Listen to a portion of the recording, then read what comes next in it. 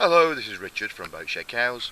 We're just going to go for a walk around the outside deck of the Hardy 42 Commodore, starting by the starboard door and walking forward on the teak decking towards the bow and towards the very impressive windlass and anchor assembly, around past the main coach roof, again down the port side on the teak, very sunny today. Past the port door, all the way down the side of the boat.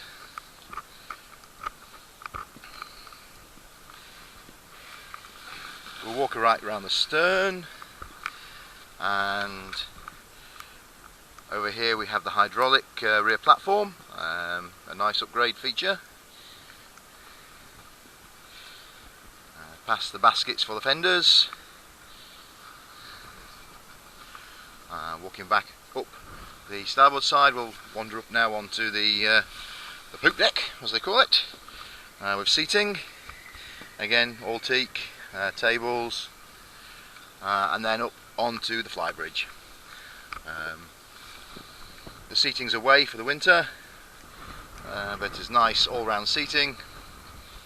Past the upper helm and up the main mast, which is folding if you go under low overheads, then back down, and we'll go back to where we started, just to give a size and spatial awareness of the boat.